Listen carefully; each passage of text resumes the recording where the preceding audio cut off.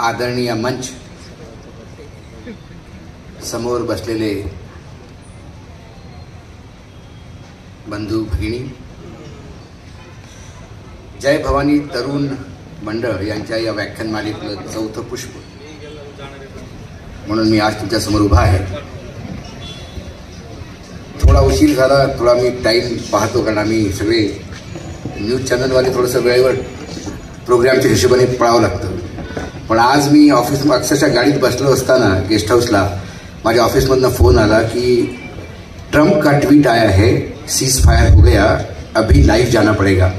मी तसंच उलट्या पावलांनी पळत गेलो वापस गेस्ट हाऊसला आणि ट्रम्पचं ट्वीट वाचल्यावर तळपायाची आग मस्तकात गेली आणि मग एक अर्धा तासाचा प्रोग्राम देत लगेच मी इथे आलो. एका अर्थाने बरं झालं सीज फायर झाली, कारण या मालेमध्ये काय बोलावं, विषय असा होता ज्वलंत की त्याच्यावर कितीतरी प्रश्न समोर ठेवायचे, कितीतरी वस्तुस्थिती जी वास्तविकता आहे देशातली ती तुमच्या समोर ठेवायची. परंतु युद्धकालीन जर स्थिती असली तर नेहमी आपण सरकारच्या सोबत उभे असतो, कारण त्यावेळेला देश असुरक्षित असतो. देशासाठी जेव्हा आपले सैनिक लढत असतात तेव्हा कमीत कमी आपण सगळ्यांनी मिळून त्यांना साथ द्यावी, हा एक नेहमीचा एक परंपरा आहे आपली. आणि आम्ही वेगळी पत्रकारिता करत नाही, त्यामुळं आम्ही आमच्या न्यूज चॅनलला ठरवलं, ज्या दिवशीपासून युद्धस्थिती निर्माण झाली त्या दिवशी आम्ही फक्त मिनिस्ट्री ऑफ डिफेन्सनी दिलेले वक्तव्य आणि त्याच्यावरच आम्ही सीमित राहिलो. पण अशा वेळेला सुद्धा ज्यांनी कधी वॉर रिपोर्टिंग केली नाही, ज्यांना कधी डिप्लोमॅसी काय आहे हे माहीत नाही, असे आमचे अँकर्स तोंडा वाटेल ते वायफळ गोष्टी करत होते. त्यामुळे देशाची पण स्थिती बिकट झाली. शेवटी सारखं देशाला सांगावं लागलं, डिफेन्स मिनिस्ट्री, एक्सटर्नल अफेअर मिनिस्ट्रीला, की अरे बाबांनो तोंड साडून बोला, मूर्खासारखं बोलू नका, नुसत्या कराचीवर हमला करू नका, कुठल्या लाहोरमध्ये आम्हाला घुसवू नका. त्यामुळे देशाची प्रतिमा नेहमी म्हणजे वाईट होत असते आणि कुठे ना कुठे त्रास होतो. पण हे जेव्हा सीज फायर झालं तेव्हा मला वाटलं की चला देवानी माझी ऐकली, काहीतरी प्रार्थना ऐकली, कमीत कमी मी आता मन मोकळेपणाने तुमच्याशी बोलू शकतो, कारण आता सीज फायर झाला. त्यामुळे पुन्हा स्थिती नॉर्मल झाली आणि पुन्हा देशाला प्रश्न विचारायचे, सत्तेला प्रश्न विचारायचे, सत्तेसमोर जे वास्तविकता आहे ते मांडण्याचा प्रयत्न करायचा. हे एक पत्रकाराची एक मूलभूत कर्तव्य असतं. फार वाईट स्थिती आहे पत्रकारिताची आपल्या. इतकं दुर्दैव आहे आमच्या पत्रकारिताचं की नुसती पत्रकारिता करणाऱ्या माणसाला सुद्धा तुम्ही स्वागत करता आणि म्हणावं लागतं की हे फार मोठं काम करत आहे. अहो, मी फक्त पत्रकारिता करतो, ही पत्रकारिता प्रत्येक पत्रकारांनी करावी हीच अपेक्षा आहे. परंतु काय सांगावं, जेव्हा पत्रकारितेच्या नावाखाली पत्तलकारिता चालते, पत्रावळीवरचे उष्ट खायला लोक तयार असतात दिलेल्या पैशाला, आणि मग शेवटी व्यक्तिपूजा लोक करत असतात आणि त्या व्यक्तिपूजेपायी या पत्रकारिताचे सगळ्यांनी अक्षरशः 12 वाजलेले आहेत. अक्षरशः पत्रकारिता म्हणजे आता स्वतःला पत्रकार म्हणणं सुद्धा लाजिरवाणं झालेलं आहे. अशा स्थितीमध्ये आज आपण इथे आहोत.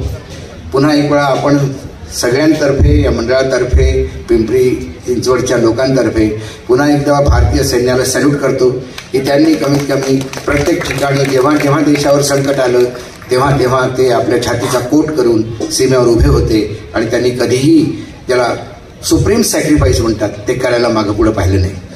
पण मूळ विषयाला हात घालायच्या अगोदर, कारण सीज फायर झालंय आणि सीज फायर झाल्यानंतर मला वाटतं त्याच्यावर पहिले 2 शब्द मी बोलू इच्छितो. ते म्हणजे ट्रम्पचं जे ट्विट होतं, त्या ट्रम्पच्या ट्विटमध्ये हे होतं की रात्रभर दोन्ही देशांच्या लोकांशी निगोशिएट केल्यावर शेवटी असं ठरलं की दोन्ही देश तुरंत सीज फायर करतील. या दोन्ही देशांनी कॉमन सेन्स वापरला, हे फार बरं केलं, हा त्याचा शब्द होता.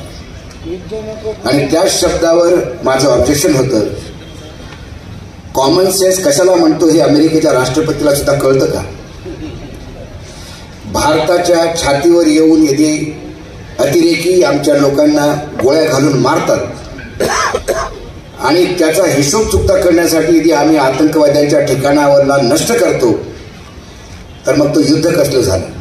आम्ही आमचा अधिकार वापरला. हा कॉमन सेन्स ट्रम्प साहेबांचा कुठे जातो जेव्हा हमास आणि इस्रायलचं युद्ध होतं तेव्हा ते इस्रायलच्या पाठीमागे का उभे? रशिया युक्रेनचं युद्ध होतं आणि त्या युक्रेनच्या राष्ट्राध्यक्षाला आपल्या घरी बोलावून धमकावतात. त्यामुळं हे अक्षरशः लाजिरवाणी गोष्ट आहे. आज हा अधिकार आहे या देशातल्या लोकांना आपल्या सरकारला विचारायचं आहे. सरकार आपलं आहे. आपण पाकिस्तान पूर्णपणे दबत आला होता. अशा वेळेला पाकिस्तानला जर आपण मागच्या 2 दिवसाचा घटनाक्रम पाहिला तर वाटतं पाकिस्तानला सगळं काही मिळालं. त्यांना IMF कडनं पैसे पाहिजे होते, ते त्यांना मिळाले. त्यांना विधवा पाहिजे होता, कारण त्यांची फजिती झाली होती, ते त्यांना मिळालं. आणि शेवटी आम्हाला काय मिळालं? आम्हाला आजही सगळे पूर्ण जगातले देश म्हणतात की आम्ही अतिरेक्यांच्या हल्ल्यावर आम्ही निषेध करतो, पण पाकिस्तानचा निषेध कोणी करत नाही. ही लाजिरवाणी गोष्ट आहे. आपल्या देशाची विदेश नीती जी आहे ती कुठेतरी फेल झालेली आहे. त्यामुळे इथे चुकतं आपलं, इथे चुकतं. पाकिस्तान मुर्दाबाद यांना पुढच्या वेळेला काही झालं का बॉर्डरवर पाठवा सगळं, प्रश्न तो आहे.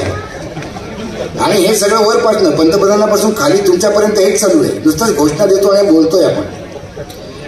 प्रश्न तो आहे की आज जर सीज फायर झालं तर काय ट्रम्प साहेबांनी गॅरंटी घेतली की याच्या पुढे कुठलाही अतिरेकी हमला होणार नाही? काय ट्रम्प साहेबांनी गॅरंटी घेतली की सिंधू जल ट्रीटी, जी सिंधू जो समझोता होता आपला, तो आम्ही तोडला, आम्ही त्याच्यावर ठाम राहू? हे पुन्हा भारताने साष्टांग दंडवत घातला ट्रम्प समोर आणि आपलं सगळं जे झालं गेलं ते विसरून पुन्हा पाकिस्तान हा नाग आहे. त्याचा फणा जोपर्यंत तुम्ही जोरदारपणे चिरत नाही पायाखाली, तोपर्यंत तो आपल्याला डसायचं सोडणार नाही. तो सारखा दंश मारेल आणि त्यांच्या दंशापायी आपण किती दिवस या तर त्याचे दात काढून फेकले पाहिजे, नाही तर त्याला ठेचला पाहिजे. आणि आज अशी वेळ होती, सैन्याचं मनोबल होतं, सर्व काही होतं, पण शेवटी बुद्धाचा देश आहे. ते सगळे म्हणतात आमच्या पंतप्रधानांना फक्त बुद्ध बाहेर गेल्यावर आठवतो. हा प्रश्न आहे त्यांचा फार मोठा. ते विदेशात गेले की म्हणतात की ये बुद्ध का देश है, युद्ध नहीं चाहता. लेकिन बुद्ध का देश पे यदि युद्ध लादा गया तो जब बुद्ध युद्ध करता है तो इसका कोई सानी नहीं होता. क्योंकि जो शांति चाहता है उस आदमी को आप अशांत करोगे, और जब वो अशांत होगा तो उसको संभालना किसी के बाप की हिम्मत नहीं है. आज भारत की स्थिति वही. हम आते हैं मूल विषय पर. विषय है बहुत विस्तृत विषय है. शिवराय फुले शाहू आंबेडकर, भारतीय संविधान, भारताची दशा आणि दिशा. माझा मूलभूत प्रश्न आहे, शिवराय फुले शाहू आणि आंबेडकर यांची नावं घ्यायची आपली लायकी आहे का? हा मुख्य प्रश्न. आपल्यासाठी ते फक्त जयंती आणि पुण्यतिथीलाच असतात. आपल्यासाठी ते फक्त फोटोग्राफमध्ये, वेगवेगळ्या आयोजनामध्येच असतात. आपल्यासाठी फक्त कुठल्या ठिकाणी फोटोवर हार घालून पुन्हा मग तो फोटो आढळीला पडलेला असतो. हेच आपल्यासाठी शिवराय, ज्योतिबा फुले, शाहू आणि आंबेडकर असतील तर मग आपल्यासारखा नालायक समाज नाही. त्या संतांनी याच्या पुढे जर पुनर्जन्म असला तर कमीत कमी या देशात जन्म घ्यायला नको. कारण आपल्याला कुठलाही समजलेला नाही. आजच्या स्थितीत जे आपले भारतीय नेता आहेत, कुठल्याही राजकारणातले असो, कुठल्याही राजकीय पार्टीचे असो, काय त्यांना शिवाजी समजतो का? माझे शिवराय त्यांना समजतात का? त्यांना माझे फुले समजलेले आहेत का? त्यांना माझे आंबेडकर समजलेले आहेत का? त्यांना कोणी समजलेलं नाही. त्यांना शाहू महाराज समजलेले नाही. तुम्ही उत्तर प्रदेशमध्ये जा, BSP वाले म्हणतात ते शाहू महाराज, शाहू महाराज. अरे कुठले शाहू महाराज? काय शाहू महाराजाबद्दल 2 शब्द सांग. यांना आपण एक सिम्बॉल बनवून टाकलं. शाहू महाराज, आंबेडकर दलितांचे सिम्बॉल, फुले हे माळ्यांचे सिम्बॉल. आपण त्यांना एक इतक्या संकुचित स्थितीमध्ये आणून ठेवलेलं आहे की जर आज जर या समाजात असते, छत्रपती शिवाजी जिवंत असते तर आज कितीतरी लोकांना हत्तीच्या पायी दिलं असतं. छत्रपती शिवाजी महाराजांच्या राजकारणातला किंवा समाजकारणातला किंवा छत्रपती महाराजांचा ऍडमिनिस्ट्रेशन, प्रशासकीय जी छत्रपती शिवाजी महाराजांचं होतं, तुम्ही मला सांगा केंद्र आणि राज्य सरकार, कुठल्या देशाचं राज्याचं राज्य सरकार किंवा कुठल्या देशातलं आपलं केंद्र सरकार, मागचे 4 केंद्र सरकार जरी पाहिले तरी छत्रपती शिवाजी महाराजांच्या प्रशासकीय आदर्श कोणीतरी ठेवलेला आहे का? छत्रपती शिवाजी महाराजांचे मूल्य पायदळी तुडवावे, आंबेडकरांचे मूल्य पायदळी तुडवावे, शाहू महाराजांचं नाव घेऊन त्यांना नेहमी पायाखाली घालावं, फुलेंचा तिरस्कार करावा आणि फक्त जयंतीला. काय दुर्भाग्य आहे. एक फुलेवर सिनेमा निघू शकत नाही या देशात. महात्मा ज्योतिबा फुलेंवर एक पिक्चर निघतो आणि त्यात म्हणतात की नाही काही समाजाला वाईट वाटलं म्हणून आम्ही थोडा माइल्ड केला. अरे छत्रपती शिवाजी महाराज असो या आमचे ज्योतिबा फुले असो, अरे यांचं जीवन तुम्ही काय एंटरटेनमेंटसाठी वेगळं करणार काय? 2-4 गाणे घालणार, त्यांना डान्स करायला लावणार का? ब्राह्मण उठले बाई का? ब्राह्मणांना इतका नाराजगी आली की छत्रपती फुलेंच्या बाबतीत जर काही सत्य टाकलं असेल, आजच्या त्या पिक्चरनी किंवा सिनेमाने कधी असं म्हणालं नाही. आज मी सुद्धा असं म्हणणार नाही की जर फुले साहेबांच्या वेळेला फुलेंना जर ब्राह्मणांनी त्रास दिला तर तो ब्राह्मण आणि आजचा ब्राह्मण वेगळा मानतो आम्ही. पण आजच्या ब्राह्मणाला त्याच ब्राह्मणांचा आदर्श असेल आणि त्यांना वाटत असेल ते त्या काळचे ब्राह्मणच आमचे पूर्वज होते आणि त्यांनी काय जे केलं ठीक असेल तर मग पुन्हा फुले साहेबांना जन्म घ्यावा लागेल. आणि असा एक फुले प्रत्येकात जन्म घेऊ शकतो आणि जन्म यायला हवा. विचार पोहोचणं फार महत्वाचं आहे. नाव पोहोचून नुसते जिंदाबाद मुर्दाबाद करून चालणार नाही. आंबेडकरांना काय समजतात लोक? आंबेडकर दलित नेता. अरे सर्वात मोठी शिवी जर आंबेडकरांना कोणी देत असेल तर दलित नेता म्हणून देतात. का हे दलित नेता? आंबेडकरांसारखा अर्थतज्ञ आजही जगात नाही आहे. आजही जगात नाही आहे. जगातले मोठमोठे जे नोबेल प्राइज विनर आहेत, ज्यांना इकॉनॉमिक्सवर मिळतात, त्यांनी कुठे ना कुठे आपल्या आयुष्यात आंबेडकरांना स्टडी केलेला आहे म्हणून ते त्या लेवलला पोहोचलेले आहेत. तो राज्यघटना लिहिणारा माणूस होता. राज्यघटनेच्या एका शब्दासाठी तासोन तास डिस्कशन केले त्यांनी. एक शब्द त्यांनी असा लोकांच्या हातातनं घिसकाटून घेतला आणि त्या राज्यघटनेत टाकला ताकी सामान्य माणसाला त्याचे अधिकार मिळाले. आज आपण राज्यघटना डोक्यावर घेतो. राज्यघटना समजते कोणाला? कोण राज्यघटना? राज्यघटना फक्त म्हणायचं आमचे पंतप्रधान जेव्हा दुसऱ्यांदा पंतप्रधान झाले नरेंद्र मोदी तेव्हा सेंट्रल हॉलमध्ये जाऊन तो फोटो तुम्हाला आठवत असेल ते राज्यघटनेच्या तिथे नतमस्तक झाले. आज कळतं ते का नतमस्तक झाले? ते नतमस्तक यासाठी झाले ते राज्यघटनेला म्हणत होते की खूप दिवस झाले तू बाहेर आहे, आता आतमध्ये जा, आता मी आलो. राज्यघटनेला तुम्ही वेळोवेळी पायदळी तुडत आलेला आहात आणि अशा वेळेला तुम्ही म्हणता की आम्ही राज्यघटनेची इज्जत करतो. एक महामूर्ख खासदार तो म्हणतो की या देशाच्या मुख्य न्यायाधीश सर्वोच्च न्यायालयाच्या मुख्य न्यायाधीशांनी देशात तोडण्याचं आणि देशात आग लावण्याचं काम केलं आणि त्यानंतर जे.पी. नड्डा अध्यक्ष आहे निर्लज्जपणे म्हणतो हे त्याचे विचार आहेत, आम्हाला काही घेणं देणं नाही. आम्ही न्यायपालिकेला फार आदर करतो, न्यायपालिकेला आम्ही कस्टोडियन मानतो की तो कस्टोडियन आहे संविधानचा, राज्यघटनेचा. मग तो जर कस्टोडियन असला तर या देशाचा उपराष्ट्रपती सर्वोच्च न्यायालयाला का समोर जाऊन डोक्यावर घेतो? का म्हणतो की सर्वोच्च न्यायालय स्वतःला फार मोठी पार्लमेंट समजते? कोणी दिला अधिकार उपराष्ट्रपतींना? उपराष्ट्रपती पदाची एक गरिमा असते, पण त्या गरिमामय पदावर जर तुम्ही अतिशय निर्लज्ज आणि बेशरम माणसाला बसवलं तर त्या उपराष्ट्रपदाची प्रतिमा खाली होते, त्याची गरिमा खाली होते. आणि कमीत कमी त्या उपराष्ट्रपती पदाचं एक वैभव आहे, त्या वैभवाला तुम्ही वाढवू नाही शकत तर कमीत कमी त्याला पायदळी तोडू नका. का सर्वोच्च न्यायालय का नाही म्हणणार? राज्यघटनेची एक फ्रेम आहे आणि त्या फ्रेम मध्येच तुम्हाला जे काय कायदे बनवायचे आहेत त्याच कायद्यात बनवायचे. तुम्ही असे कायदे बनवू शकत नाही की ज्यांनी राज्यघटनेचा ढाचाच सरमरायला लागेल. आणि 2014 नंतर हे होत आहे. लोक म्हणतात खूप वेळा राज्यघटनेमध्ये अमेंडमेंट झाले, खूप झाले अमेंडमेंट खूप झाले, पण वेळोवेळी समयानुसार झाले. पण राज्यघटनेचा जो मेन ढाचा आहे तो ढाचा कधीही बदलू दिला नाही. आमचे अधिकार आहेत त्या अधिकारामध्ये वाढ झाली पण कधीही कुठला अधिकार कमी झाला नाही. ही राज्यघटना जर आज तुमच्या समोर असेल आणि या राज्यघटनेला तुच्छ मानून आम्हाला राज्यघटना बदलवायची आहे, 370 लोक आम्हाला पाहिजे असे म्हणणारे जर नेता या पार्टीत जिवंत आहेत आणि नंतर ती पार्टी 240 म्हणजे टेक्निकली 180 ADRचा रिपोर्ट आहे. 60 सीट मशीनच्या भरोश्यावर आल्या. अशा 240 वर येऊन कोबड्या घेऊन जर हे सरकार असेल तर या देशातल्या जनतेला मी नतमस्तक करतो, साष्टांग दंडवत करतो की त्यांनी या देशाची राज्यघटना वाचवली. ते खरे बाबासाहेब आंबेडकरांचं नाव घेण्याची त्यांची अवकात आहे. त्यांनी घ्यावं नाव. बाकी लोकांना ते अधिकारच नाही. आज आपण बोलतो की जात पात के सिवाय हम काम करेंगे. गडकरी का क्लिप सुना होगा, जो करेल जो बोलेल जात त्याला मारेल मी लात. ते म्हणाले ना.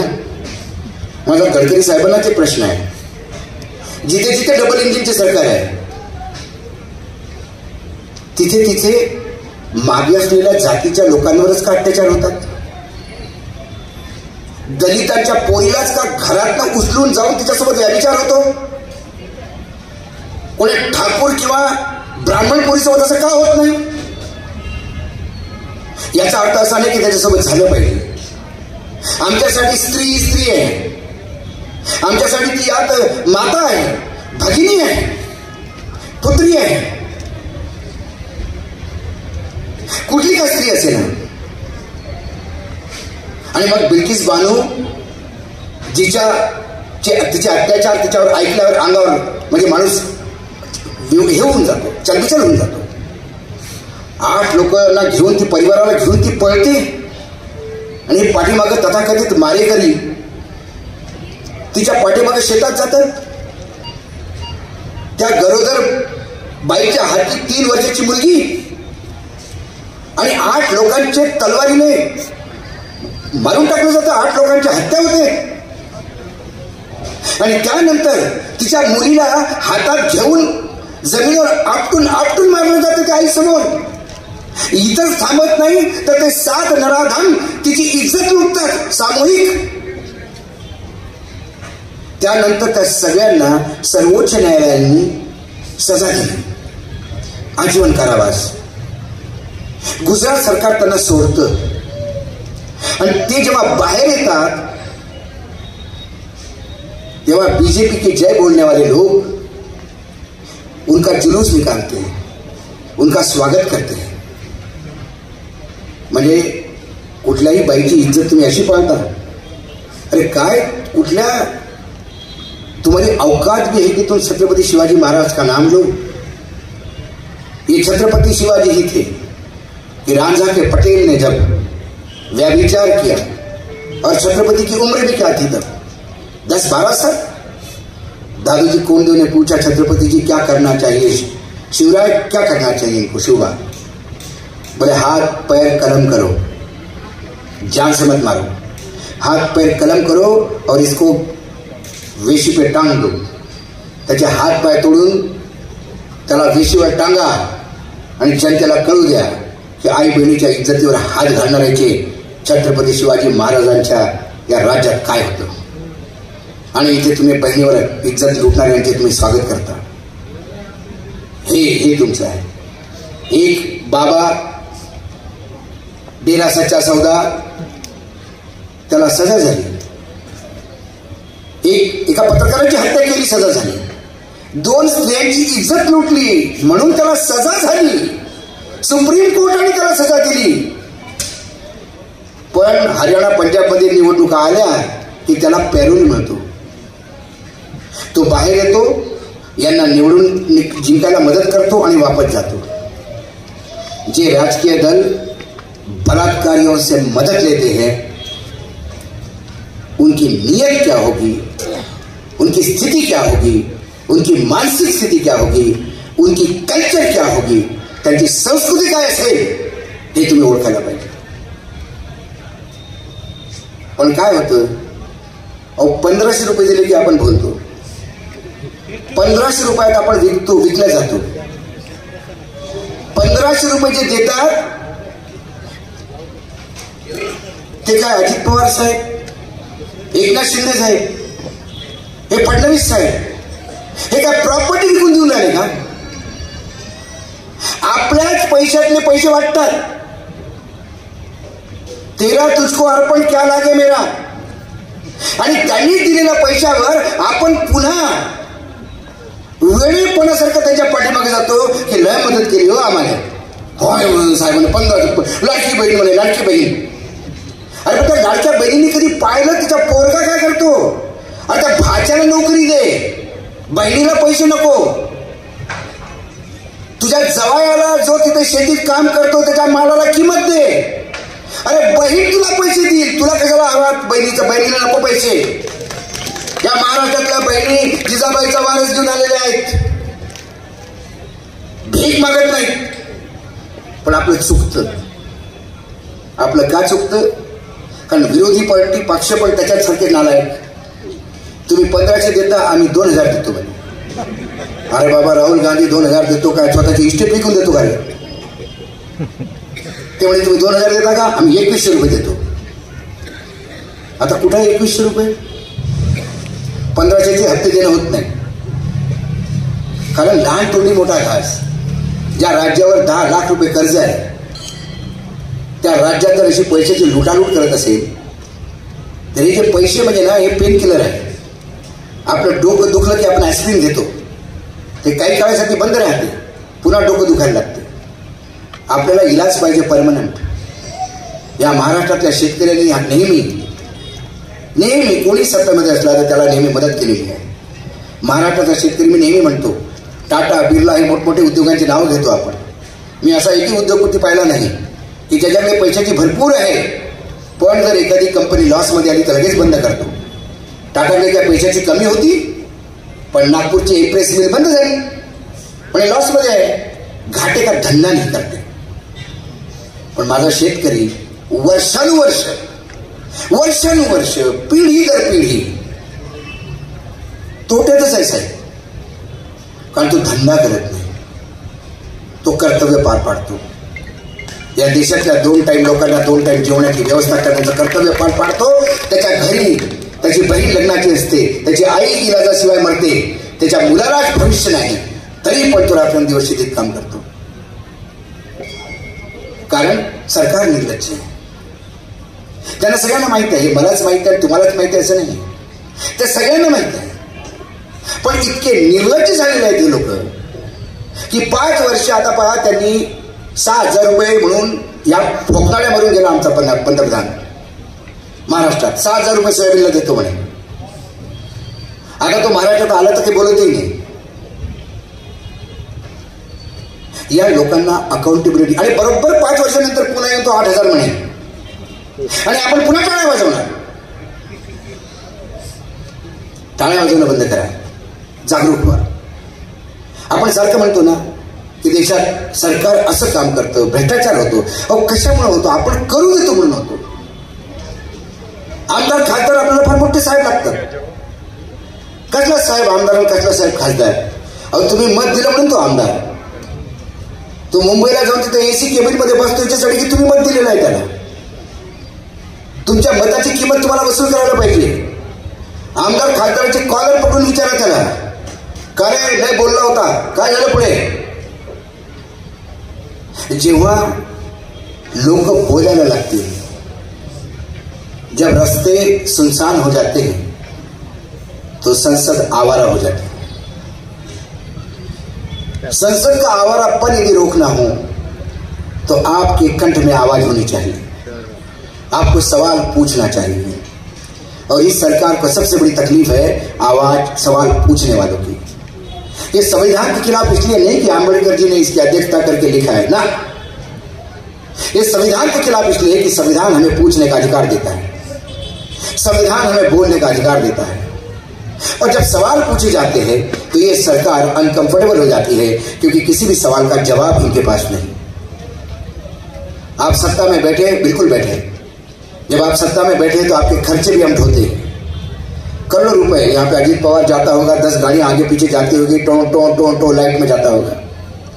कोणाचा खर्च आहे तो? तुमचा, माझा आहे. अजित पवारच्या घरी काही तेलाच्या विहिरी नाही आहेत, आपला खर्च करतो तो. जेव्हा तू आम्ही तुझ्यावर इतका खर्च करतो तर ज्या कामासाठी तुला पाठवलं कमीत कमी ते तू काम कर. आणि नाही केलं तर आपण विचारलं पाहिजे. आपण विचारतच नाही. ते आले की आपण साहेब साहेब म्हणून लोटांगण लावतो. आणि त्यांना वाटतं की अरे इथे तर गुलामाची फार मोठी फौज आहे, सगळे शेपटे हलवत असतात, म्हणून तो अरेरावी करून बोलतो. खरे मग असं, मग त्याच्यामध्ये पाणी नाही धरणामध्ये, तर म्हणजे काय लग्न करू का? हे हे हे जो अहंकार आणि हा बदतमीजी जो है ना, वो इसलिए आई है कि हम उनको बदतमीजी करने का अधिकार देते हैं.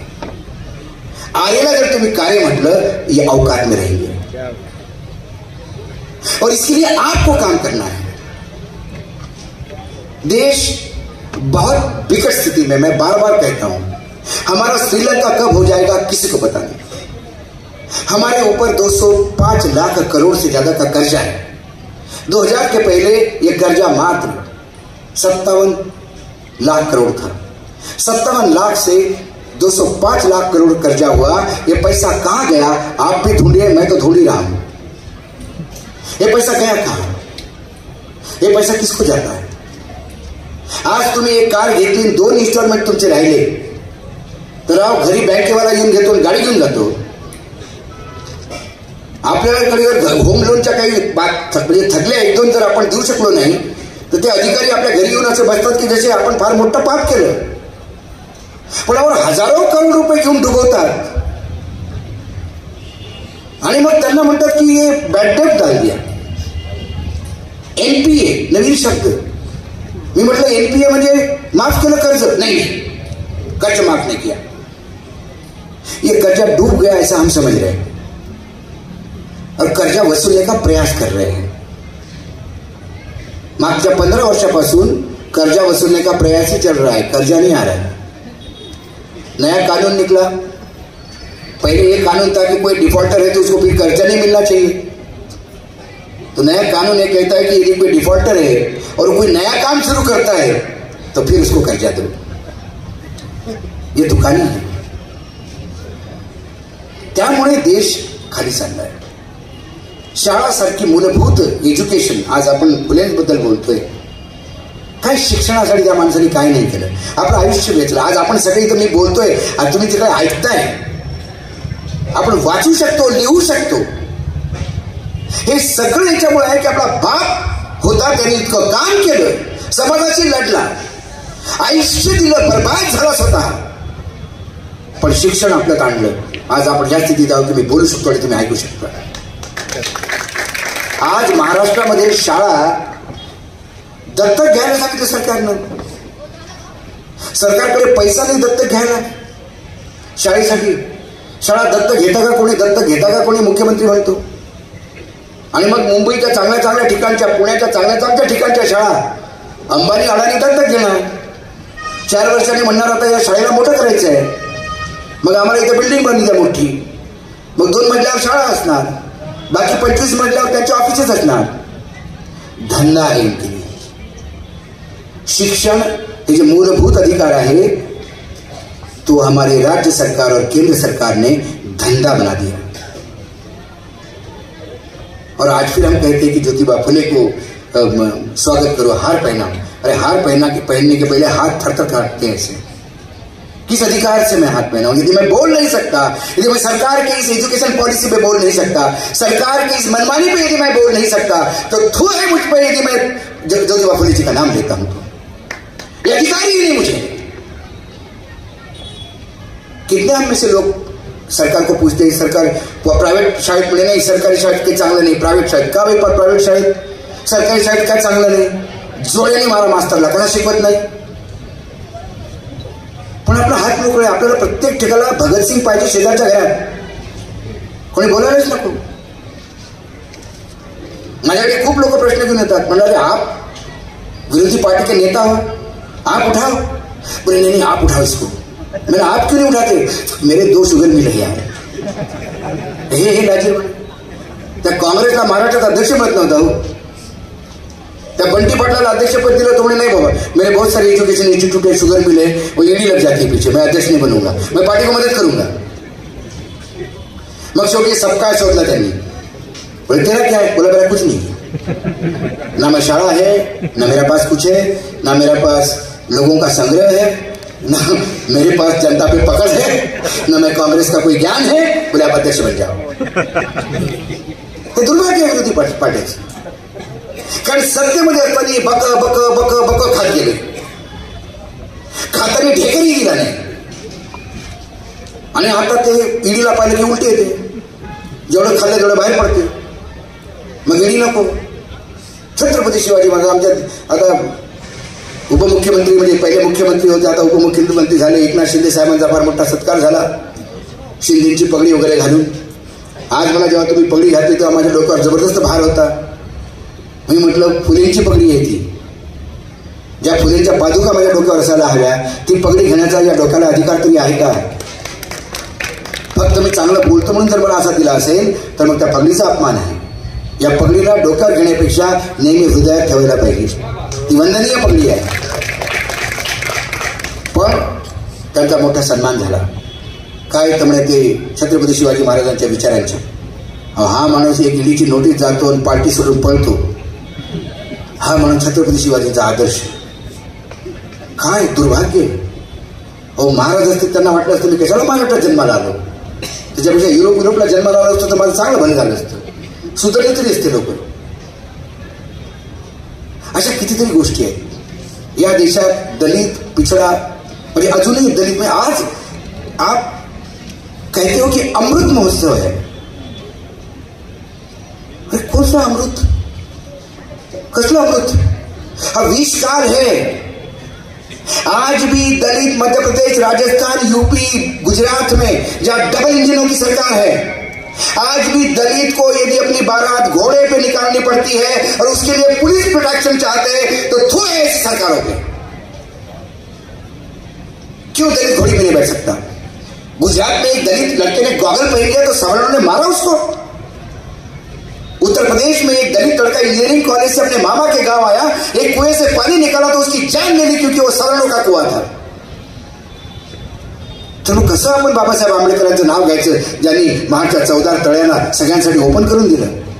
आजही जर आपण हँडपंपनी पाणी घेतल्यावर जर एखादा मृत्यू होत असेल तर मग हे सरकार करतं काय? याचा अर्थ समाजात ती सुधारणा झालीच नाही. आणि समाजात काही सुधारणा भीतीयुक्त असायला हव्यात. पोलिसांचा भय पाहिजे, सरकारांचं भय पाहिजे की नाही याची हत्या केली कोणी का असो ना, मला फाशी होईल. पण त्यांना माहित है यूपी में ठाकुरों का राज है. थाने में जाओ ठाकुर मिल जाता है. एक ठाकुर की कंप्लेंट करो उसकी बदली में दूसरा ठाकुर आता है. जिसने हत्या की वो जाके बोलता है थाने में, बोला वो दलित पिछड़ा था तो पानी को हाथ लगाया मेरे, मारी डाला मैंने उसको. बोले कोई चिंता की बात नहीं, इनको सबक सिखाना चाहिए.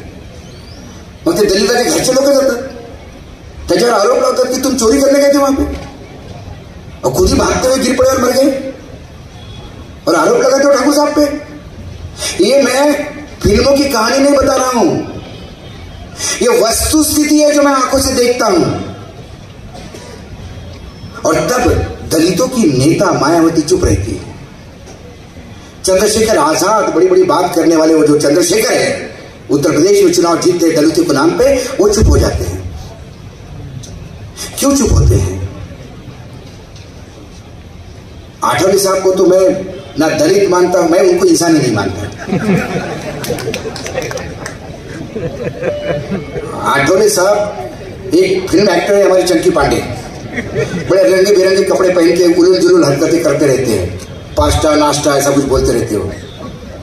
ये हमारे राजनीति के चंकी पांडे हैं. ये दुर्भाग्य है समाज का, ऐसे लोग राजनीति में हैं. दुर्भाग्य है. कल कोई ये कहेगा कि भाई आठवले को दुर्भाग्य कहा, दलितों के खिलाफ बोलता है वानखड़े. मैं आठवले में दलितों की वजह से नहीं, आठवले की वजह से ही मैं बोलता हूं दुर्भाग्य राजनीति का. एज अ पर्सन मैं बोलता हूं दुर्भाग्य राजनीति का. क्या दलित समाज में नेता नहीं? एक से एक नेता है. दलित समाज में आप उठ के देखिए, एक से एक आपको आईएएस ऑफिसर भी मिलेगा, उद्योगपति भी मिलेगा, लेकिन उसको आगे कहां आने देंगे? क्योंकि राजनीति में चरण चाटने वाले चाटुकार चाहिए, राजनीति में सवाल पूछने वाले लोग नहीं चाहिए, चाहे किसी भी राजनीतिक दल के हो. खड़गे साहब अपने आप को दलित समझते हैं, खड़गे साहब दलितों की बात करते हैं. एक दिन हमने पूछा कि आप जब दलितों पे अत्याचार होते तो आप क्यों नहीं बोलते? तो बोले नहीं मुझे आप सिर्फ दलितों की नेता मत बोला करो, मैं कांग्रेस का नेता हूं। मैं कांग्रेस का नेता हूं तो फिर कांग्रेस की कल्चर क्या है? क्यों नहीं आंदोलन खड़ा होता? एक भी दलित लड़की की हत्या होती तो आंदोलन खड़ा क्यों नहीं होता? किसी दलित के मुंह के ऊपर पेशाब किया जाता है तो आंदोलन खड़ा क्यों नहीं होता? सवाल ये है, समाज मर चुका है, वाकई मर चुका है। क्योंकि या तो समाज को इतना दे दो, इतना नशा करवा दो कि उसको पता ही नहीं कुछ। तो जो एक तो इन्होंने राम नाम का जो नशा करवा दिया है, जो हिंदुत्व का जो बताते हैं, इनके बाप को भी मालूम नहीं हिंदुत्व क्या है। ये जितने भी करनी सेना और ये जितने भी फटा वो सेना वाले लोग थे, इनको सबको बॉर्डर पे भेजना चाहिए था। सही समय था इस बार कि बहुत तलवारें लेके नाचते हो, चले जाओ वहां पे। भी प्रत्येक ठिकाणी कॅश करायचं। आमच्यावर बंदी येते कारण युद्धाचा समय आहे, वेळ आहे, तुम्ही असं बोलायला नको। पण पहलगाम पे जब हमला हुआ तो पाकिस्तान ने एक डिजाइन किया कि इस बार हिंदू पूछ के मारो, ताकि भारत में हिंदू मुसलमान दंगे हो जाए। जब भारत जलने लगेगा तो पाकिस्तान के लिए रोशनी होती है। लेकिन इस देश के हिंदू और मुसलमान भाइयों ने दोनों ने मिलकर पाकिस्तान के प्लान को फेल किया। लेकिन उस पाकिस्तान की मदद कौन कर रहा था? कौन एजेंट है पाकिस्तान के भारत में? सही मायने में हमारे न्यूज चैनल जो लगातार ये बोल रहे थे हिंदू बोल के मारा, हिंदू बोल के मारा, हिंदू बोल के मारा। बंगाल का बीजेपी का वो नेता सुवेंदु अधिकारी, वो लड़की जिसका पति मर गया, महिला, वो रो रही है, उसको बोले हिंदू बोल के मारा, बोल हिंदू बोल के मारा, बोल हिंदू।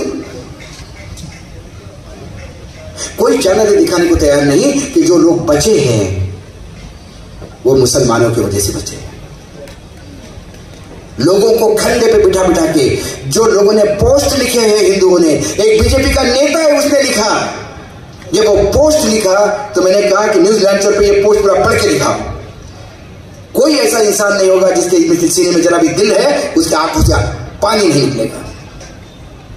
उसने कहा कहां रखूंगा मैं, कहां एहसान, किस जन्म में, कितने जन्म लूंगा इसका एहसान चुकाने के लिए कि मेरी पत्नी और बीवी पीछे छोड़नी पड़ी। पत्नी ने कहा कि तुम बेटे के लोग निकल जाओ, ये महिलाओं को नहीं मार रहे हैं, तुम भागो। वो आदमी कहता है कि एक घोड़े वाले ने, मुसलमान ने, मेरे बेटे को खंडे पे लिया और वो 18 किलोमीटर दौड़ के होटल पहुंचा। रास्ते में मैं थक के गिर गया। मैंने कहा कि तू एक काम कर, मेरा बेटा एड्रेस बता देगा, तू उसको घर पहुंचा देना, ये अकेला वारिस है मेरे परिवार का। उसने कहा साहब आपके वारिस को भी कुछ नहीं होगा और आपको भी कुछ नहीं होगा। वापस आया, उसको उठाया और उसके हाथ से खींचते हुए ले गया। एक पैसा नहीं लिया उसने। उसको कहा कि आपके पास कुछ खाने की व्यवस्था है, नहीं तो मैं भी कुछ घर से ले आऊं। उस मुसलमान को दिखाने में शर्म आती है आपको? एक मुसलमान काम अच्छा करता है तो उसको दिखाने में शर्म आती है क्योंकि वो सब मुसलमान है, आपको सूट नहीं होता। केरल के एक गांव की कहानी है। केरल में बहुत हिंदू मुसलमान करते ना ये लोग। केरल में एक गांव है जहां गांव की जो ग्राम देवता है तिची जत्रा असते, तिची पूजा आहे, 3 दिवसाची तिची यात्रा आहे। तो तिच्या यात्रेचं निमंत्रण देण्यासाठी तो देवीची जी पालखी आहे ती चर्चमध्ये जाते रविवारच्या दिवशी।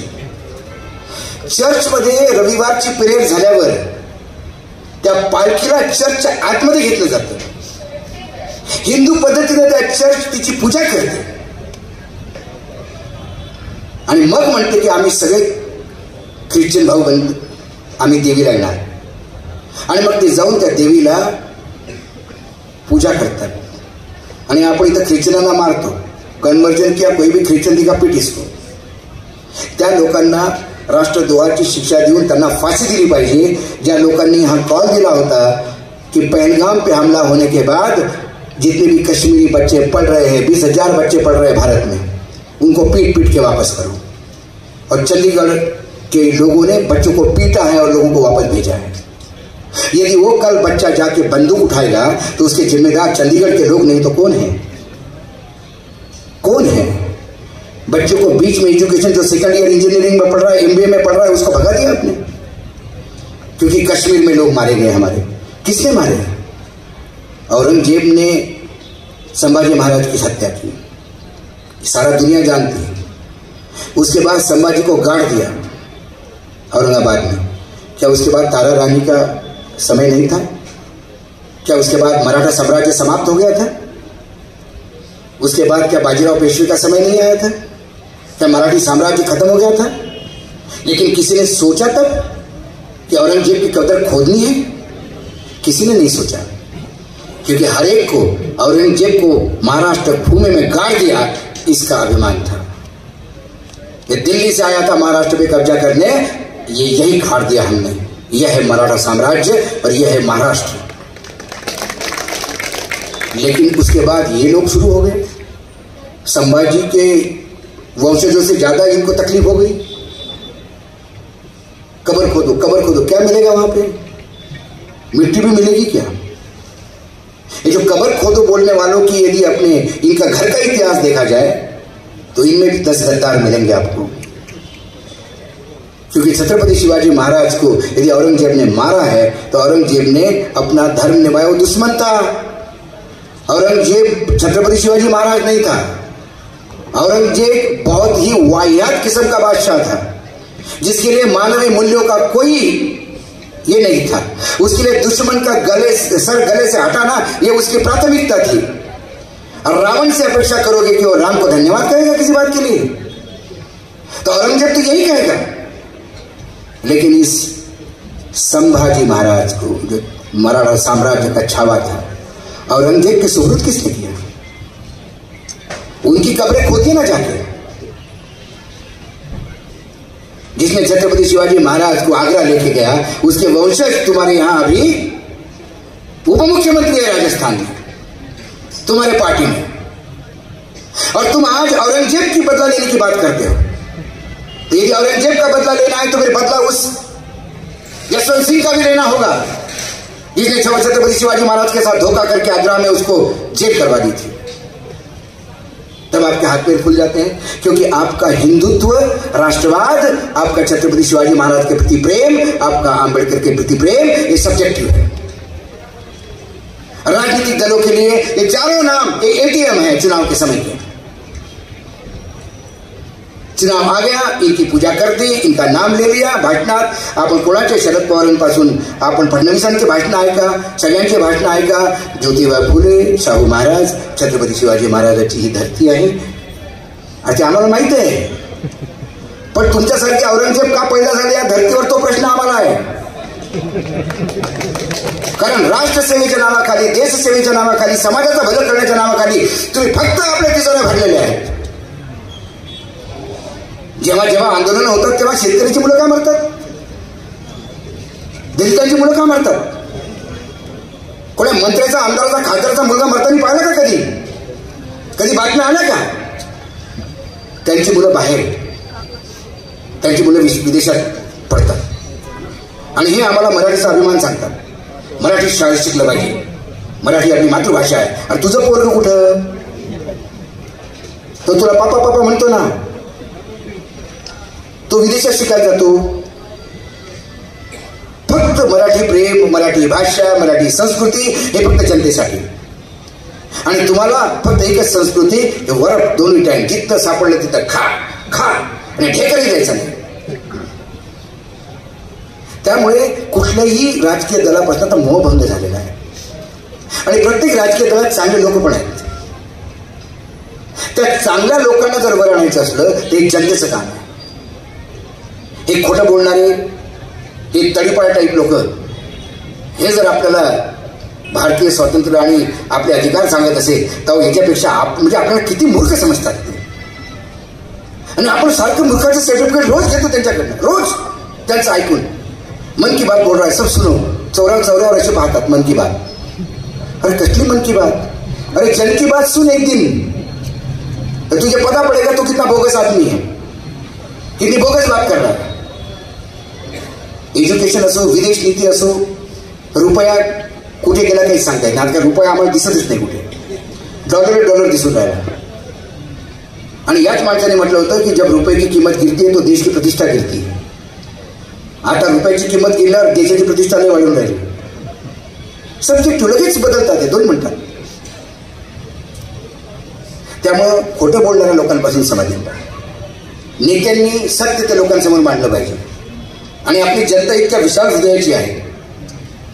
जर तुम्ही जनतेला सांगितलं की मी तुम्हाला सांगितलं होतं निवडणुकीच्या वेळेला मी हे काम करीन, मी खूप प्रयत्न केले पण हे काम मी करू शकत नाहीये, मला माफ करा, जनता तुला पुन्हा निवडून देईल. पण हे रोडचं काम याच्यासाठी करत नाही कारण यांना कमिशन देणारा कॉन्ट्रॅक्टर मिळत नाही. प्रश्न तो आहे. मला एक वेळा गडकरी म्हणाले की अरे तू आता गावी चालला तर आपण आम्ही कसा जबरदस्त रोड केलाय, नागपूर ते पुसद पा तुला मजा येईल.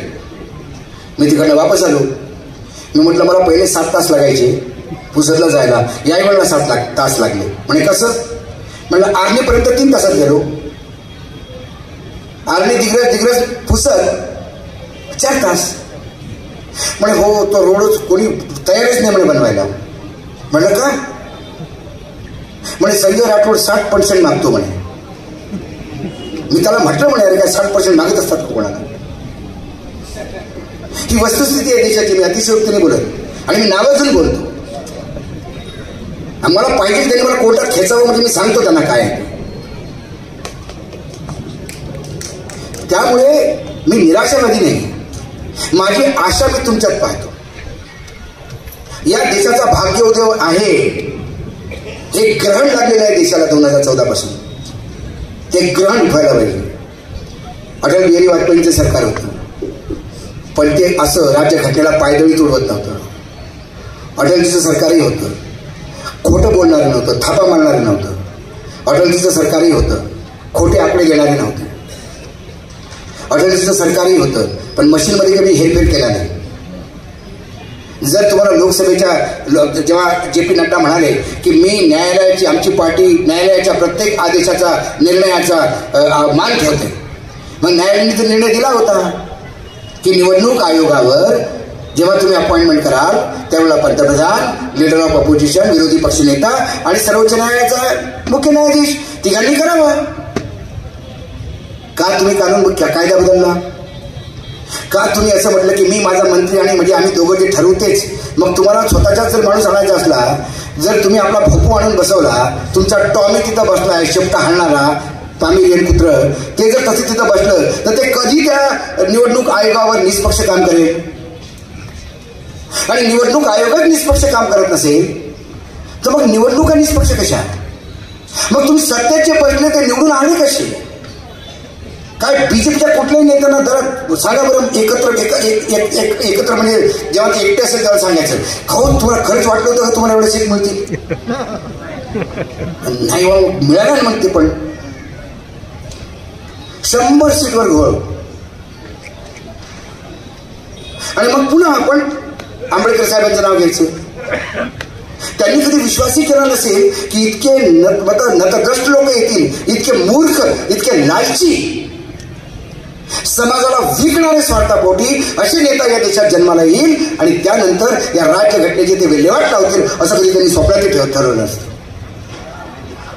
त्यांना वाटलं दिवसेंदिवस प्रगल्भता येईल, माणसं शिकतात. पण हे आता आपल्याला पुन्हा पेशवेकालीन काळात घेऊन चालायला लागलेले आहेत. पुढच्या वेळच्या म्हणजे काही वर्षांनी मी आलो तुम्हाला पेशव्यांची पगडी घालायला लागली. म्हणाले फुल्यांच्या पगड्यावर ठेवा, पुढे फुले राहिले. आता झाले ना, आता पेशवाई आली आमची. हीच गोष्ट महाराष्ट्रात पेशवाईच चालू आहे. 3 चाकी सरकार चालू आहे. ज्याला त्याला जेवढं पाहिजे तेवढं खातो. एक मला सप्लायर हॉटेल म्हणे साहेब आम्ही काम बंद केलं महाराष्ट्रात. काय म्हणलं? म्हणे साहेब 3% तिनाला पाहिजे.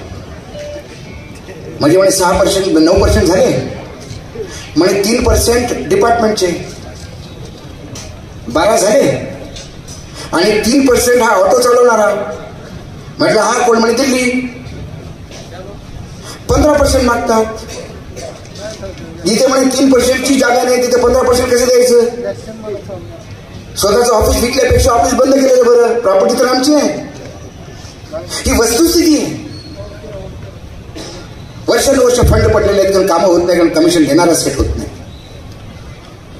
वेळोवेळी प्रत्येक कर्मचारी म्हणजे आता तुमचे कॉर्पोरेशन्स असो, म्हणजे जिथे हात झाला तिथे भ्रष्टाचार मिळतो. आणि हा भ्रष्टाचार आपण सहन करतो, आपल्याला माहीत असून सहन करतो. आपण ऐकतो, तुम्ही मला म्हणता की सगळे अहो तुमचं युट्यूब आम्ही खूप ऐकतो, पण मला प्रत्येक वेळा विचार पडतो ऐकून फरक काय, ऐकून काय फरक पडतो. निवडणुकाच्या रिझल्ट आले त्यानंतर मला महाराष्ट्रातला रिझल्ट आल्यावर मला एक जण मला बीजेपी झाला, अरे अशोक जी अब तो सुधर जाओ, अब तो महाराष्ट्र की जनता ने भी बोल दिया. मैंने बोला मशीन ने बोल दिया. अरे कुछ भी हो, सत्ता में तो आ गए. तो बोले अब क्या करोगे. मैंने बोला महाजी शिंदे का डायलॉग नजीब को दिया था. जब महाजी शिंदे जख्मी होकर गिरे थे बुराड़ी घाट पर, तब उसने बोला पटेल अब क्या करोगे, और बोले बचेंगे तो और लढेंगे. तो लढाईचा प्रण घेऊन आम्ही आलेलो आहे. तीच अपेक्षा तुमच्याकडनं आहे. प्रत्येक व्याख्यान मला ऐकून जाऊ नका. मला माझा व्हिडिओच्या लाईक आणि शेअर नकोत. मला लाख लोकांनी पाहिलेला व्हिडिओ नको. मला फक्त ते व्हिडिओ ऐकून 10 लोकांचं जरी मत परिवर्तन झालं तर मला वाटेल मी जन्मात सार्थक झालं. एका प्रायमरी टीचरचा पोरगा आहे मी. माझा बाप रिटायर झाला तेव्हा त्याला 2,500 रुपये पेन्शन होती. कंदिलात शिकलो, तटपट्टीच्या त्या सकाळी शाळा झाडून तटपट्टी टाकून मी शिकलेलो आहे. त्यामुळे आता जी मॅच स्थितीमध्ये आहे ती मला वाटलं माझ्या बापाने कधी आयुष्यात स्वप्नही पाहिलं नसेल. तेव्हा आम्ही विमानात बसेल पोरगं, मोठ्या हॉटेलमध्ये राहील, खूप देवाने दिलं आणि मी पुन्हा त्याच स्थितीत जायला तयार आहे. मी 2,500 रुपये महिन्याला पुन्हा जीवन जगायला तयार आहे जर समाजात परिवर्तन होत असेल तर. म्हणून मी घाबरत नाही. आता अध्यक्ष म्हणाले की आम्हाला भीती वाटते. अरे कशाची भीती, हे भेडकट आपल्याला मारतील, यांच्यासारखे भित्रट नसतात कोणी. कारण जो समाजाला समोर जायला घाबरतो त्याच्यापेक्षा भित्रट कोणी नाही. जो प्रेसच्या पत्रकारांच्या प्रश्नाला समोर जायला घाबरतो त्याच्यापेक्षा भित्रट कोणी नाही. जो लोकांपासून तोंड लपवतो त्याच्यापेक्षा भित्रट कोणी नाही. पेहलगामला हल्ला झाल्यावर पेहलगामला जायचं सोडून बिहारमधल्या निवडणुका जो करतो त्याच्यासारखा भित्रट कोणी नाही. पेहलगामला झाला होता ना 19 तारखेला तुमचा होता ना प्रोग्राम, 22 तारखेचे 4 दिवस अगोदर. का रद्द केला प्रोग्राम हा प्रश्न विचारला तर राष्ट्रद्रोह की बात कर रहे हो अशोक जी. मतलब कैसे कर रहे हैं. प्रधानमंत्री का दौरा कैंसिल क्यों हुआ 19 तारीख को. ना पीएमओ बता रहा है, ना होम मिनिस्ट्री बता रही है, रेलवे का कार्यक्रम था वो बता रहे हैं.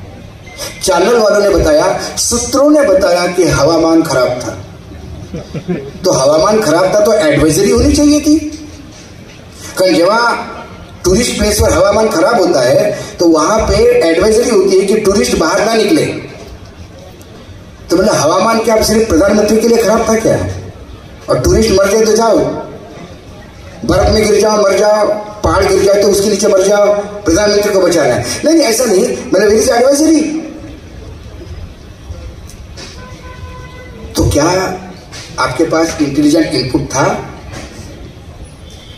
और इंटेलिजेंट इनपुट था तो फिर हल्ला कैसा हुआ.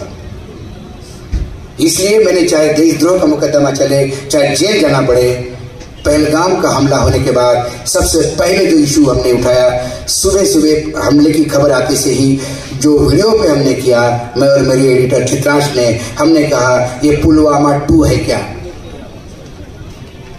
क्योंकि पुलवामा हुआ, होने दिया या करवाया गया, यह प्रश्न आज भी अनुत्तरित है. आज भी इसका कोई जवाब देने को तैयार नहीं.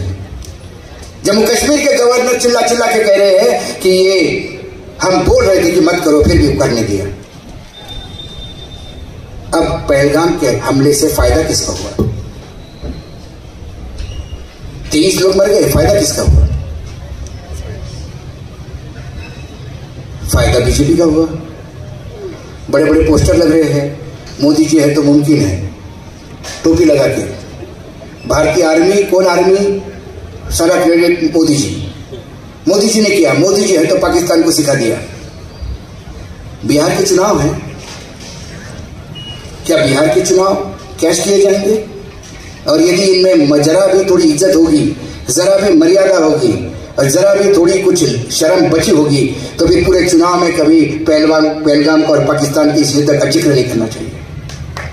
लेकिन हर रोज करेंगे, हर रोज करेंगे। वहां पहलगाम के लोगों की अर्थियां उठी नहीं थी कि इन्होंने जाके बिहार में जाकर ललकारा कि जवाब देंगे हमले का। वो बोलने के लिए आपको पहलगाम जाना चाहिए था। बिहार के राजनीति के राज्य में जाके बोलने की जरूरत नहीं थी, क्योंकि ये मुर्दों को भी बेचेंगे, शहीदों को बेचेंगे, क्योंकि वोट चाहिए। जिसका लक्ष्य सिर्फ सत्ता पाना और सत्ता पाना ही है, ऐसी सत्ता के लालची हमेशा लोकतंत्र, संविधान और ये हमारे तमाम महापुरुषों के विचारों के हत्यारे होते हैं। ये बात आप गाढ़ बांध के सुन लो। इसलिए मैं कहता हूं, बोलते रहूंगा। विषय इतना है कि मैं 4 घंटे बता सकता हूं एक एक सब्जेक्ट पे। मैं एजुकेशन पे, फॉरेस्ट पॉलिसी पे, इसमें, क्योंकि 24 घंटे यही काम कर रहा हूं। समय की सीमा भी होती है। मैं ये दिल्ली से आया हूं, आके आपके बीच में खड़ा हो गया हूं। मुझे फर्क नहीं पड़ता कि लाख लोग देख रहे हैं कि 20 लोग बैठे हैं। मेरे सामने 25 में लोग बैठे हैं तो मैं बोलूंगा, क्योंकि मुझे लगता है 25 में से 2 ने भी विचार मेरे लेके गए। तो सवाल कुछ नहीं करना है, सवाल करने की आदत डालनी है। ये मूलभूत अधिकार है हमारे। बाबा साहब ने दिए हुए अधिकारों का यदि हम उपयोग नहीं करेंगे तो बाबा साहबों को लगेगा कि मैंने ऐसे नपुंसक फौज के लिए काम किया कि जो शायद अपने अधिकारों के बारे में जानते भी नहीं और अधिकारों को लेना आता भी नहीं। क्योंकि घोड़े को पानी तक ले जा सकते हो, पानी घोड़े को पीना होता है। हमारे बाप ने संविधान तो बना दिया, हमें अधिकार तो दे दिए, असीम अधिकार दिए। क्या कभी कभी सवाल उठता है कि उस अधिकार के लायक हम है कि नहीं? क्योंकि अधिकार तो दिए, उस अधिकार की बात करने वाला कोई नहीं। नीचे मुंडी करके सब सहन करते हैं, क्यों? किस बात का? कहीं अन्याय होता है तो मेरे साथ नहीं हुआ करके चुप क्यों? आज उसका नंबर है, कल आपका आ सकता है। अंदर का इंसान क्यों नहीं जागा होता? आखिर इन तमाम महापुरुषों की जिनके फोटो लगी है, इन्होंने लड़ाई इंसान बनने की तो लड़ी है। आप जानवर ही थे ना। हम जानवरों जैसा व्यवहार ही तो होता था, मटका लगा के गले में घूमना पड़ता था। यदि हमें इंसान बनाने की लड़ाई में इन्होंने अपना सर्वस्व दे दिया और हमें इंसान बना लिया, तो कम से कम फिर इंसान, यदि उन्होंने हमको बनाया तो हम इंसान हैं, ये दिखाने का समय आ गया है। और ये समय विचारों को आदान प्रदान करने का समय, ये मशाल है। एक जगह से दूसरी जगह लगाते जाओ, जोत से जोत जलानी पड़ेगी। हर जगह आपको ये काम बहुत मुश्किल है, क्योंकि आपको समाज से लड़ना होगा, आपको कई जगह से लड़ना होगा।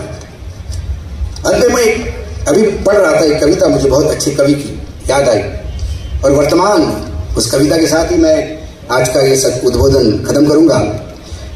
कवि ने लिखा है कि नफरत उगाने में समूचा राष्ट्र हो। ध्यान से सुनिएगा, वर्तमान स्थिति का आकलन है कि नफरत उगाने में समूचा राष्ट्र हो, जबकि शीर्ष पे बैठा कोई धृतराष्ट्र हो। जब इश्क से डर और मीरा को जहर, जब जात पर महजब पर हो रहा है कहर, जब खून की प्यासी हमारी कौम हो, जब न्याय करने वाले सब मौन हो, तब जरूरी है कि मन को शुद्ध कर ले, आंबेडकर कर ले, साहू कर ले, फुले कर ले।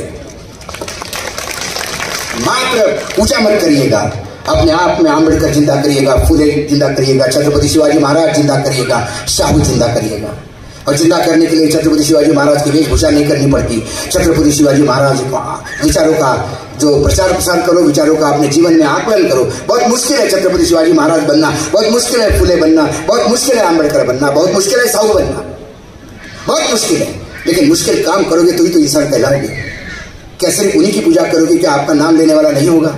मैं हमेशा कहता हूं कि आने वाले समय ऐसा समय नहीं आ जाए कि श्राद्ध का दिन हो और आपके पोते आपको थाली परोसने के बजाय आपके फोटो के ऊपर जूते मारे कि हमसे पूर्वज इतने नालायक थे कि आज भारत को ये समय आया है। कम से कम अपने भविष्य के लिए हमने हमारी जिंदगी जी ली है, बाकी बची हुई जिंदगी जेल में भी जाएगी तो हमें कोई दुख नहीं है। लेकिन जिंदगी जिनकी आनी है, ये छोटे बच्चे हैं घर पे, जिनको छोड़ के आप यहाँ आए हो, आपके नाती हो सकते हैं, आपके बेटे हो सकते हैं, उनके उज्जवल भविष्य के लिए आपको लड़ाई लड़नी होगी।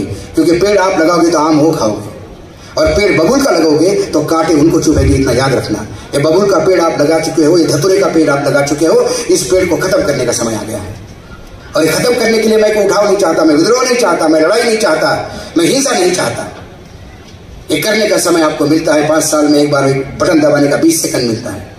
उस 20 सेकंड में जात पात अपना दूसरे का छोड़ के ऐसा आदमी चुनाव जितवाए जो काम कर सके, जो आपका सेवक बन सके, जो आपका बाप बन के नहीं। आज आपने इतनी भारी तादाद में आके मुझे सुना, मैं धन्यवाद देता हूँ। ट्रम्प का ही धन्यवाद दूंगा कि सीज फायर हो गया तो इतना बोल पाया, नहीं तो अभी तक पुलिस आ जाती यहाँ पे, उठाओ इसको उठाओ। ऐसे समय में देश में करना है, लेकिन सवाल उठेंगे। और हमने तो तुरंत सीज फायर के बाद ही, आप जब मेरा वीडियो जो देखते हैं, अभी वीडियो आ गया होगा, लाइव था सीज फायर, 28,000 लोग लाइव देख रहे थे उसको जब मैं बोल रहा था, तो तब भी मैंने सवाल पूछा और सवाल पूछने का सिलसिला जारी रहेगा। बीच में गैप देना पड़ता है जब राष्ट्र की बात आती है, राष्ट्र समर्पण की बात आती है। एक भारतीय होने के नाते इतना तो कर्तव्य मैं करता हूँ, लेकिन इसका मायना ये नहीं कि मैं भूल गया हूँ। सवाल की बौछार होती रहेगी, गरीबों की वेदनाओं को शब्द देते रहेंगे। ये एक यज्ञ है, इस यज्ञ में तो मैंने अपनी आहुति देना शुरू कर दी। मैं देखूंगा नहीं कि मेरे हाथ जलते हैं कि नहीं, क्योंकि मुझे इस यज्ञ की जो परिणति है वो देखनी है। जो भारत बाबा साहेब अम्बेडकर जी ने देखा था, जिस भारत की कल्पना, जिस महाराष्ट्र हिंदवी स्वराज्य, हिंदू नहीं हिंदवी स्वराज्य की कल्पना छत्रपति शिवाजी महाराज ने की थी। साहू महाराज ने एक सामाजिक परिवर्तन की बात की थी। ज्योतिबा फुले जी ने जो सपना देखा था, उस सपने को साकार हम करेंगे, उन्होंने तो हमको रास्ता दिया है। यदि वो सपने को साकार हम नहीं कर पाते तो हम उन नाकारा बच्चों के जैसे हैं जिनको बाप कोसता है मरते समय कि मैंने कुपूत जन्म को दे दिया, मैंने क्या नहीं किया और इसने मुझे किस लायक छोड़ा। कम से कम वो लांछन मत लगाइएगा। सब जीते हैं, सब मरते हैं, सब अपनी जिंदगी जीते हैं, कुत्ते बिल्ली भी जी जाते हैं। हम इंसान हैं, हम पढ़े लिखे इंसान हैं, हम उनको मानने वाले इंसान हैं, इसीलिए आप आए हैं। आप सब वो लोग हैं जो इन तमाम महापुरुषों को प्यार करते हैं। मैंने कुछ नहीं किया, मैंने एक बूस्टर डोज देने का प्रयास किया। यदि आप में कुछ लोग होंगे जिनको मेरी भाषा गलत लगी होगी तो गालियाँ खाने के लिए मैं तत्पर हूँ। यदि आपको लगा कि मैंने अच्छा बोला होगा, मेरे विचार कुछ अच्छे हैं, तो धन्यवाद आयोजकों को दीजिएगा, धन्यवाद हमारे कामरे साहब को दीजिएगा जिन्होंने मुझे बुलाया। हमारे भापकर साहब है जो लगातार प्रयास कर रहे थे कि नहीं किसी भी हालत में मुझे डेट देना है। मैंने बोला बिल्कुल मैंने आऊँगा, क्योंकि मेरे पुराने संबंध हैं, मुझे लगता है समाज के लिए लगातार लड़ते हैं, तो मैंने कहा कि मैं आऊँगा। आपका भी एक यज्ञ है, उसमें थोड़ी आहुति देने का प्रयास करूँगा। आज ये पुष्प मैंने आपके सामने रखा, आपने ध्यानपूर्वक सुना। थोड़ा बहुत और बोल सकता था, लेकिन मेरी फ्लाइट रात की ही है, मुझे तुरंत एयरपोर्ट पे निकलना होगा और आजकल थोड़ा सा जल्दी भी जाना होता है। पता नहीं हमारे चेहरे के ऐसे कोई गुंडे बदमाश दिखते हैं, 4-4 बार पुलिस वाला भी चेक करता है कुछ लाया तो नहीं। हमने बोला भाई हमारी जबानी विस्फोटक है, अब इसको खींच ले तो खींच ले, और क्या बोलूँ। आज इसी के साथ मैं एक बार फिर से इन तमाम महापुरुषों के पीछे अपना श्रद्धांजलि अर्पित करता हूँ। आप सबको धन्यवाद देता हूँ। जय महाराष्ट्र, जय हिंद।